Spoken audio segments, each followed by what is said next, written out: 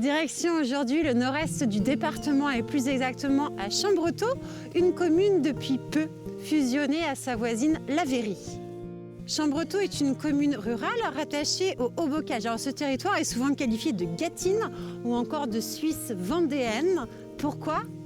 Je vous laisse deviner. Ici, la nature a forcément façonné le paysage, un environnement également sublimé par la main de l'homme. Alors, avançons vite jusqu'au domaine du Boignard pour rencontrer deux passionnés du végétal.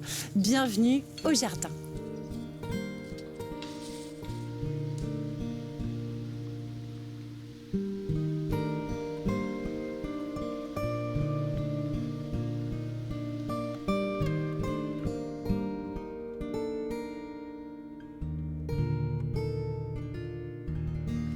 Raphaël, merci de nous accueillir ici au domaine de Boignard. Bonjour. Nous sommes ici donc au sein d'un parc paysager, si je ne me trompe pas. Oui, c'est ça, un jardin irrégulier à l'anglaise. Alors qu'est-ce qu'un jardin irrégulier à l'anglaise? Alors c'est un jardin surtout tracé avec des courbes, où on peut voir des fois des jardins tracés très rectilignes, rectangulaires. Oui. Là, c'est pas le cas ici. On a des allées, comme vous pouvez le voir, assez courbées qui font le tour des pelouses du château. Et de quand date la création de ce parc du Boignard? Alors l'ancien propriétaire, M. Durand, a commencé à réaménager tout le parc à partir de 1978 jusqu'en 1988. Ah oui, donc quelque chose de récent finalement. Oui. Donc il a tout réaménagé, planté toutes les essences que vous pouvez voir ici, et également la partie bois, la forêt. C'est-à-dire qu'aujourd'hui, comment s'organise la composition du parc? Alors, on a des forêts, des bois, ça nous l'avons compris, et le reste? Alors là, on a le parc paysager en lui-même autour du château, où après on a tout un circuit de sentiers où nos clients peuvent aller se promener dans les bois et au bord des étangs. C'est formidable, puisque quand vous parlez de clients, effectivement, aujourd'hui, le château est un hôtel, c'est ça? Voilà, c'est ça, un hôtel 5 étoiles. Restaurant. Effectivement, j'imagine le plaisir de vos hôtes. Vous, quelle est votre mission aujourd'hui sur le Boignard? Alors, pour moi, je suis jardinier paysagiste sur le domaine. Je m'occupe de tout l'entretien des espaces paysagers, que ce soit pour faire la tonte au printemps, les plantations, tout ce qui touche au paysage, et aussi la partie forêt, où l'hiver, il y a du travail de bûcheron, on va dire, à faire. Vous avez un travail colossal à l'année, mais sur combien d'hectares? Combien d'hectares aujourd'hui? On a 13 hectares ici sur le domaine. 13 hectares. Voilà. Finalement, en plus, à 2 pas du bourg de Oui, Chambretot. c'est vraiment tout proche, on ne se dirait pas. Ah ben, pas du tout. Est-ce que vous avez accepté de me faire découvrir? Oui, bien sûr, avec Vous plaisir. allez voir alors?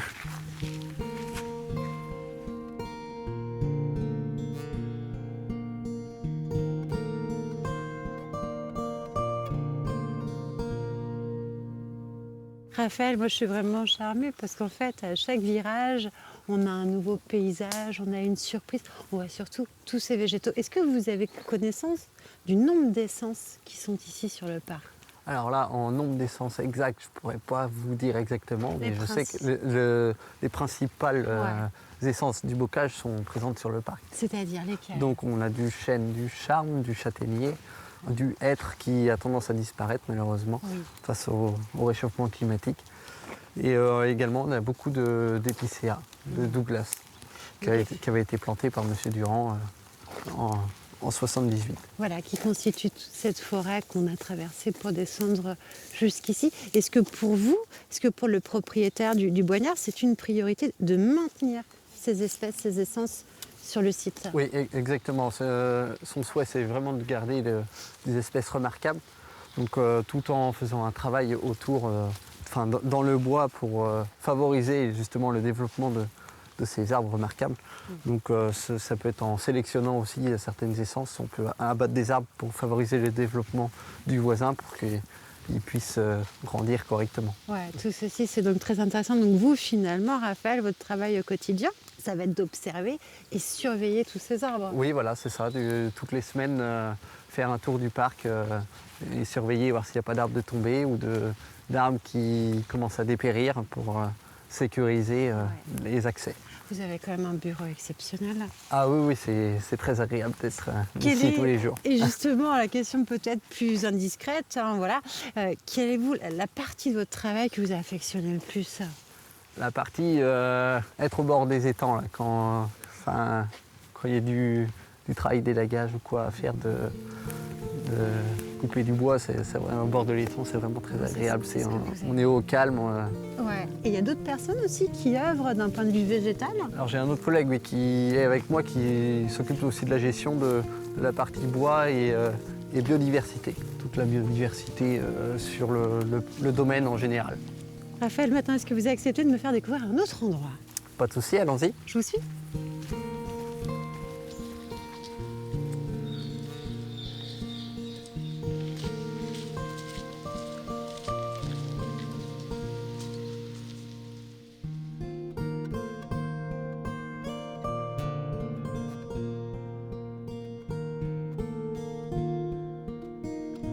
Raphaël, c'est quand même extraordinaire parce qu'on a commencé tout à l'heure au pied du château. Alors, même si c'est un parc paysager et régulier, bon, on voit que les choses sont bien organisées. Et puis là, depuis tout à l'heure, on est dans cette forêt. Donc pour vous, c'est des missions aussi diverses que variées sur ce domaine du Boignard. Voilà, exactement. On a tout autant la partie jardin irrégulier où l'entretien assez soigné, et tout autant une partie forêt où c'est un travail complètement différent. C'est ça qui est intéressant ici. Et ça, j'imagine, effectivement, ça fait toute la richesse de votre métier. Alors, même si on a vu ces magnifiques rhododendrons tout à l'heure au bord de l'étang, c'est vrai qu'ici, on est davantage dans les arbres, alors que le parc paysager, j'imagine que vous êtes beaucoup plus attentif voilà, à la pousse de fleurs. Voilà, c'est ça, c'est une approche beaucoup plus attentive pour tous les arbustes, les rosiers et tout.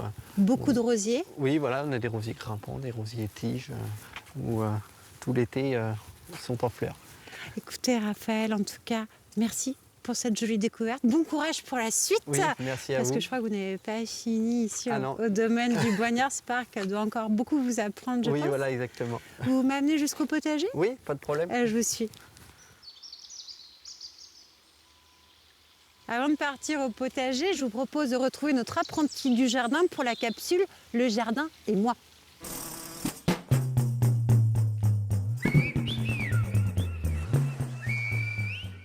Je vais vous parler d'un sujet aujourd'hui qui est important chez nous, c'est la gestion des eaux pluviales. Il existe plusieurs systèmes pour la récupérer. Il existe les cuves enterrées et les cuves hors sol. Les cuves enterrées peuvent aller de 1 mètre cube à 2, 3, 4 ou 5 mètres cubes, voire plus. Aujourd'hui, elles sont directement intégrées dans un projet de maison neuve. Si on veut rénover et en mettre une dans son jardin, ça va être coûteux. C'est pourquoi il existe des cuves hors sol. Certes moins esthétiques, mais elles peuvent être habillées aussi avec un bardage bois ou des plantes grimpantes dessus. Cette eau-là, on peut l'utiliser pour arroser son jardin ou son gazon ou ses massifs, son potager.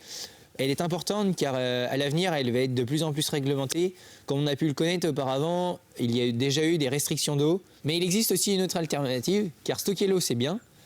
Mais dans les gammes végétales qu'on utilise, il est bien d'utiliser des végétaux peu gourmands en eau, tels que le phormium, la sauge ou encore l'agapanthe, qui sont des végétaux qui sont assez rustiques et peu gourmands en eau, donc ils vont demander peu d'arrosage. Ou peu du tout, ils vont se contenter de ce qu'ils ont.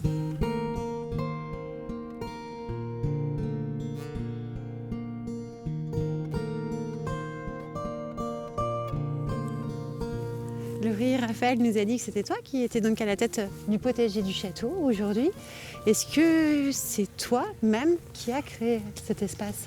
Exactement. Ici, on était il y a 2 ans encore sur une prairie qui était en friche. Il y a 2 ans. Il y a 2 ans, c'est ça. Et la construction a commencé des serres, par exemple, premier chantier en janvier 2022. Et tout a commencé en juillet 2021 pour moi. Et effectivement, ça a été une partie de design pour arriver à ce résultat aujourd'hui. C'est le choix d'utiliser le mot design, je trouve, pour un potager, parce qu'en fait, c'est exactement ça. Alors, comment ça se passe au tout départ? Donc, tu as bien sûr ta parcelle en tête, tu es avec un papier, un crayon, tu commences à dessiner, tu commences à lister les légumes que tu veux voir pousser ici? C'est exactement ça. La problématique est de autonomiser les restaurants qu'on a ici sur le domaine en légumes. C'était le premier objectif. C'était le premier objectif, exactement. Et donc pour y répondre, ça a été la réflexion de se poser la question quel va être le besoin. On est sur un restaurant, notamment un gastronomique, et donc l'objectif c'est d'avoir un maximum de variétés et en quantité suffisante pour assumer les cartes au fil des saisons tout simplement.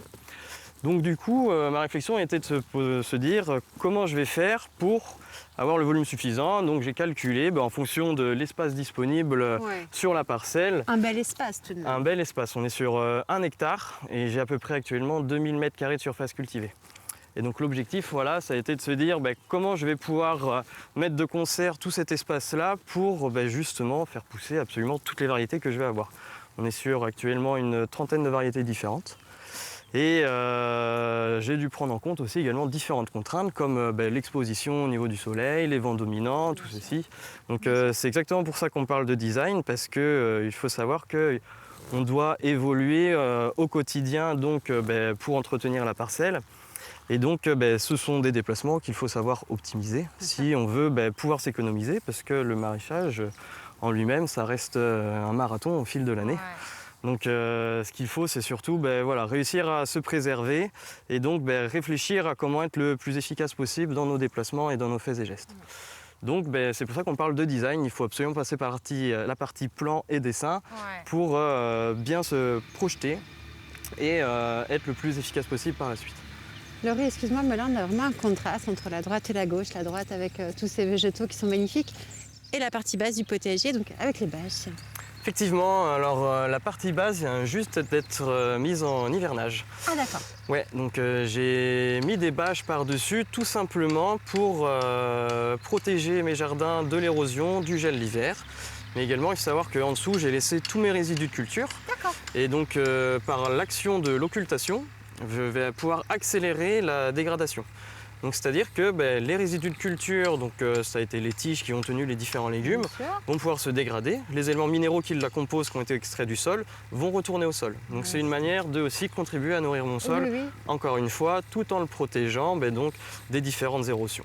Laurie, comment tu choisis les légumes que tu vas planter? Tu en discutes d'abord au chef du restaurant, vous voyez les choses ensemble ou bien tu fais et ensuite tu lui proposes ce que tu as au jardin? Alors, j'ai relativement le champ libre pour le choix des légumes. Et ça, c'est une chance parce que justement, c'est toujours intéressant d'aller voir ce qui se fait. Il existe des centaines de variétés pour la plupart des légumes. Donc, par exemple, pour les courges, sortir des potimarrons et des butternuts, c'est aussi tout intéressant parce qu'il y a énormément de textures, de formes et de couleurs à essayer d'aller travailler. Et c'est une part tout aussi stimulante pour moi parce que je sais qu'en gastronomie, l'objectif, c'est aussi de savoir se différencier et détonner. Donc c'est une dimension supplémentaire qui est là, qui me ramène une petite touche supplémentaire à mon travail au quotidien. Donc c'est avec plaisir que justement j'épluche régulièrement les catalogues des semenciers, mais je vais également me renseigner auprès d'autres jardiniers, d'autres fermiers, d'autres pratiquants, un peu partout, toujours à la recherche des variétés qui peuvent être les plus originales et adaptées à nos latitudes forcément. Est-ce que tu aimes surprendre? 100%. C'est Est-ce vraiment que tu quelque aimes chose. surprendre ton chef? Parce que ça, c'est aussi Ouais, c'est génial. C'est forcément, c'est toujours un plaisir de se dire que ce produit-là était plus ou moins méconnu et qui va pouvoir l'inspirer pour un plat, par exemple. Ouais. C'est tout de suite valorisant et très stimulant aussi. Complètement. Et ça, c'est formidable pour toi, en fait, d'avoir le résultat, déjà de ton travail là sous les yeux au quotidien, puis après pour voir comment quelqu'un juste à côté le sublime. Et exactement, et c'est une grande chance d'avoir donc Valentin qui est juste derrière le jardin. On travaille, on met beaucoup d'énergie à les faire sortir de terre, et derrière, on a la chance qu'ils soient justement mis sur leur plus bel apparat. Alors là, finalement, on arrive à la fin de vie du légume, au moment où il sort du potager, il part au restaurant. Exactement. Et le début de vie, d'un point de vue graine, comment ça se passe? Tu vas les chercher ailleurs? Vous faites des... Alors effectivement, dans un premier temps, j'ai dû me constituer un stock de graines. Donc là, je passe par des semenciers, mais ça passe aussi par les relations privées. On fait des échanges, par exemple, avec le CPIE. Donc Emmanuel Jarny m'a proposé une dizaine de variétés de tomates que j'ai pu mettre en essai cet été ici. Sinon, ça passe vraiment par les semenciers et à terme, l'objectif, c'est de assurer une récolte ici aussi pour avoir nos propres variétés. Dans un premier temps, parce que ce qui nous intéresse, c'est la génétique qui va pouvoir aussi s'adapter, s'acclimater au terroir précis ici, à notre biotope. Et donc une génétique forte, ça nous assure forcément une résistance aux maladies, aux ravageurs accrus, donc une meilleure qualité in fine. L'objectif c'est ça, c'est de pouvoir récupérer un maximum de graines sur site. C'est un travail qui est passionnant parce que bientôt en fait tu vas commencer de la graine. Exactement. Et puis tu vas aller jusqu'à l'assiette. Exactement, de la graine à l'assiette, c'est vraiment l'objectif ici. Moi ça me donne qu'une envie, c'est vrai qu'aujourd'hui ça fait 2 ans que tu es ici. Mais quel plaisir ce serait de revenir dans 5 ans, 6 ans, voir comment les choses ont évolué. J'espère, oui. Alors, je ne doute pas que Laurie sera toujours ici, mais tu seras peut-être accompagnée. J'espère aussi, parce que ça fait beaucoup de travail. Ça fait beaucoup de travail. Oui. C'est sûr mais c'est un très joli travail. Merci en tout cas, Laurie. Merci beaucoup, c'est avec plaisir. Et bon courage pour la suite. Merci beaucoup. À bientôt. Venez quand vous voulez. Je conseille de venir vous perdre parmi ces chemins du domaine du Boignat. Alors sachez que le parc est ouvert pour les rendez-vous nationaux du type Journée européenne du patrimoine ou encore les rendez-vous au jardin. Et sinon, bien évidemment, pour tous ceux qui viennent ici à l'hôtel ou encore au restaurant. Soyez curieux, n'hésitez surtout pas à partir découvrir toutes ces pépites de notre département. Et pour ma part, je vous donne rendez-vous prochainement pour un nouveau numéro de Bienvenue au Jardin.